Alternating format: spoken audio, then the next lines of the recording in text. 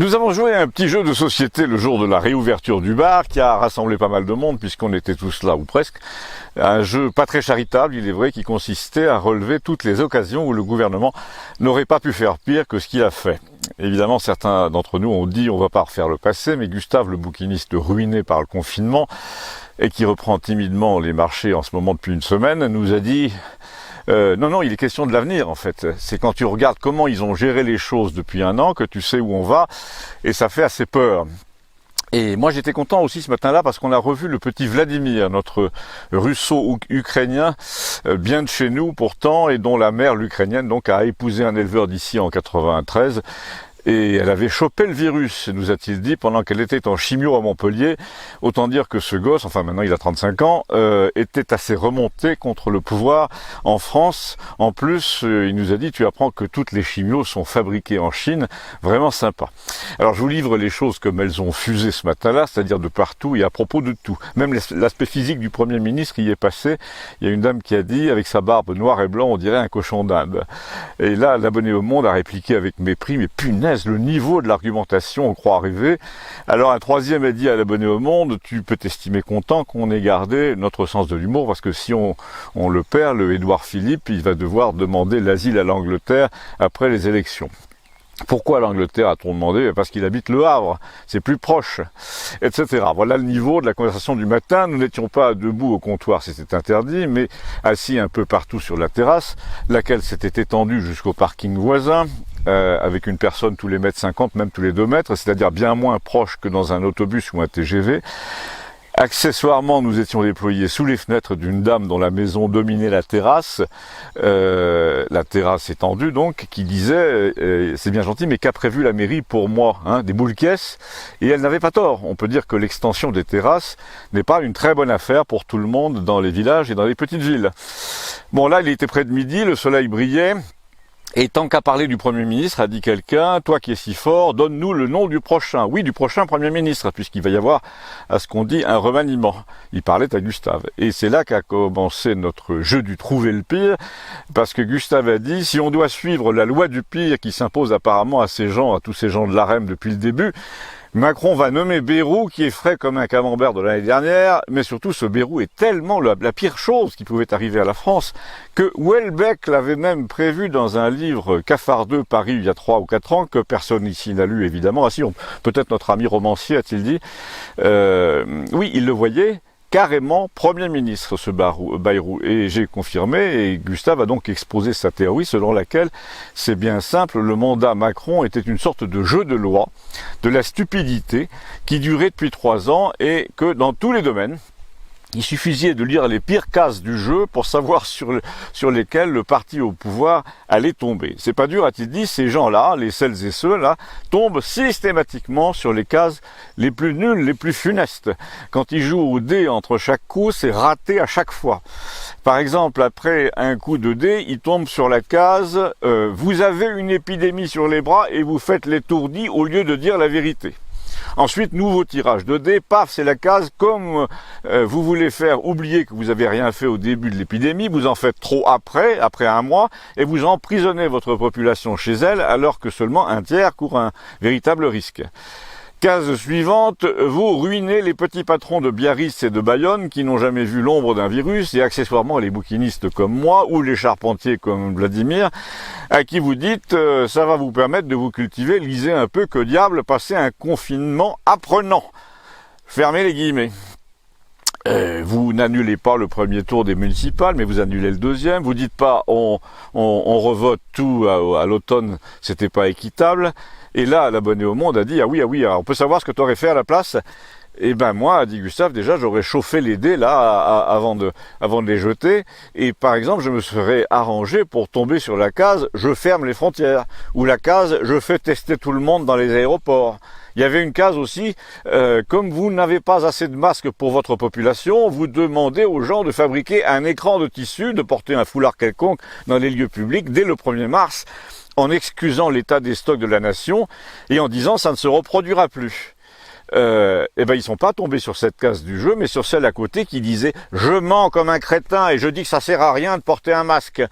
Ensuite, 3 coups de dé encore, et là c'est la totale, c'est la case « Je me fais promener comme un bleu par une bande de médecins payés par les labos américains, mais je me dis qu'au moins en cas de pépin, c'est eux qu'on va tenir pour responsables ».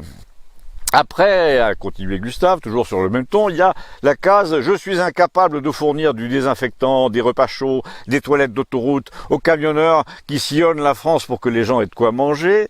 En revanche, j'évite soigneusement la case « J'organise les 2 tours des municipales fin septembre » en disant que les médecins finalement m'ont menti et ont affolé la France entière pour parader dans les médias. Au lieu de ça, comme je suis prisonnier du mensonge depuis le début, je vais voir Raoult pour faire plaisir à l'opinion. Mais en rentrant, je choisis autre chose que son protocole, ou je choisis rien du tout d'ailleurs, un nouveau coup de dé et hop, je tombe sur la pire des cases, celle de la mauvaise foi institutionnelle. Et malheureusement pour moi, le professeur Raoult vire en tête dans tous les domaines. Il dit l'épidémie va s'arrêter et pof, elle s'arrête. Il dit la contre-étude est bidon et elle est bidon. Mon protocole est efficace et selon toute vraisemblance il l'est. On interdit donc carrément de le prescrire. Et ça, c'est la case vous interdisez la prescription et le traitement sur la foi d'une étude entièrement faussée en disant c'est pas moi, c'est le comité scientifique. Bon alors je lui ai dit on a compris là le coup le principe des cases, mais maintenant il reste la moitié des cases avant la fin du jeu. Apparemment ils sont habitués des mauvais tirages. Alors qu'est-ce qu'elles contiennent, ces fameuses cases maudites qui sont devant nous? Eh bien, par exemple, nous dit-il, puisque c'est le pire qui leur arrive systématiquement, le Premier ministre, qui se voyait maire du Havre, se fait battre, pour des raisons qui n'ont rien à voir avec la gestion locale. On lui reproche tout le reste, et on a raison.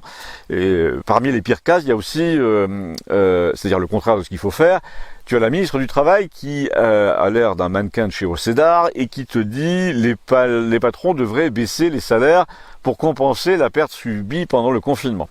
Alors ça s'appelle de la déflation et tous les économistes te diront que c'est la porte de l'enfer. Mais visiblement, chez Macron, ils s'en foutent de laisser la porte ouverte.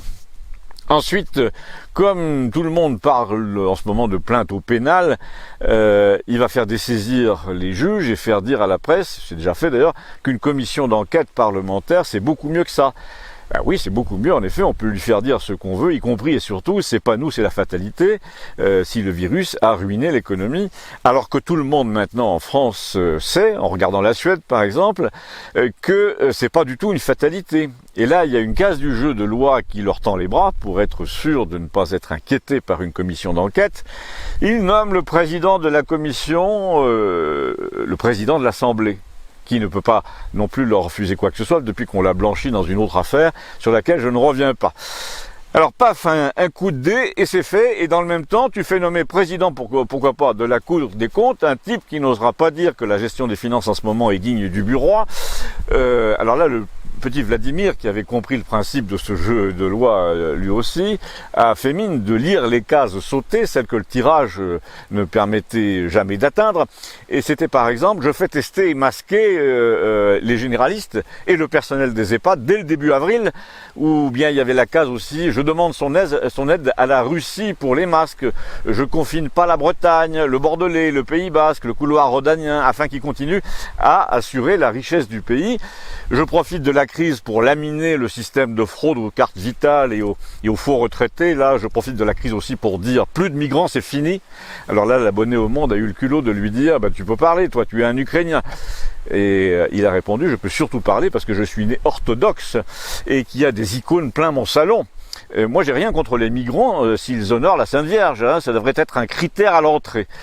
Et il a continué en énumérant comme ça les bonnes cases. Je profite de la crise pour soumettre toutes mes aides à un retour des industries à la maison. Je fais semblant d'accepter l'argent européen pendant une année ou deux avant de claquer la porte en disant désolé mais vous nous réclamez les clés de la maison sous prétexte que vous avez dépanné la chaudière. Là, on vient de payer 20 ans pour entretenir l'Allemagne. C'est fini tout ça. Et tout ça, c'est des cases du jeu qu'ils vont éviter soigneusement. Alors là, il y en a un ou deux qui ont dit, mais dans le jeu de loi, il n'y avait pas des cases prison, il me semble me souvenir pourtant. Là, c'était vraiment trop pour notre abonné au Monde qui a dit, moi ce que je vois surtout, c'est que vous n'avez rien à proposer.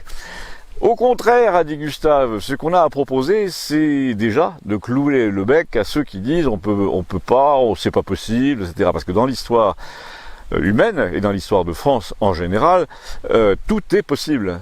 Il suffit de vouloir et d'imaginer. Moi, j'ai une chose à proposer, a dit Vladimir.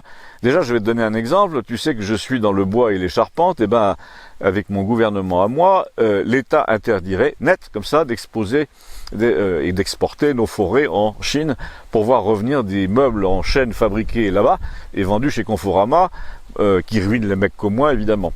Vendus chez Conforama, a dit Gustave, c'est fini, ils mettent la clé sous la porte.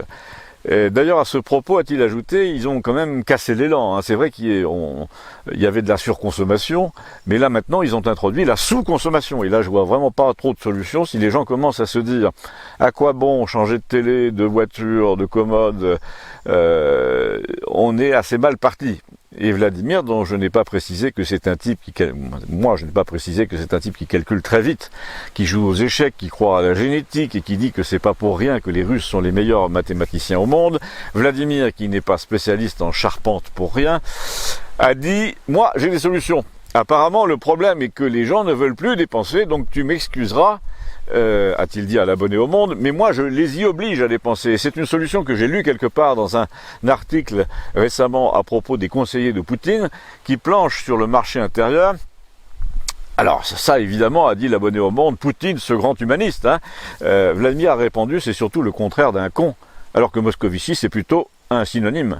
Alors écoute ma solution miracle, c'est d'ailleurs pas la mienne mais ça vaut le coup. Il suffit de caler le taux d'imposition sur ce que tu ne dépenses pas.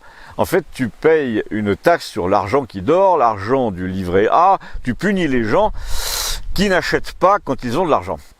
On pourrait même calculer, avec la complicité du système bancaire, la part de non-consommation à salaire égal par rapport au même mois de l'année précédente.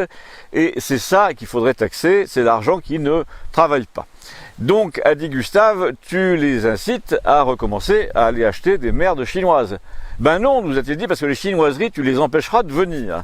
Alors là, a dit Gustave, c'est fini, nous sommes trop dépendants maintenant. Et Vladimir l'a arrêté en disant, ce sont les Chinois qui dépendent de nous.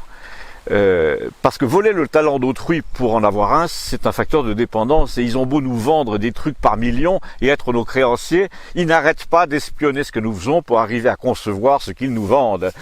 Il paraît, a dit Gustave, que Poutine a un plan, celui de s'allier avec eux pour équilibrer l'influence américaine. Et là, Vladimir a dit, honnêtement, est-ce que tu crois que Poutine ferait ça s'il n'avait pas l'intention de dominer les Chinois un jour ou l'autre à terme ?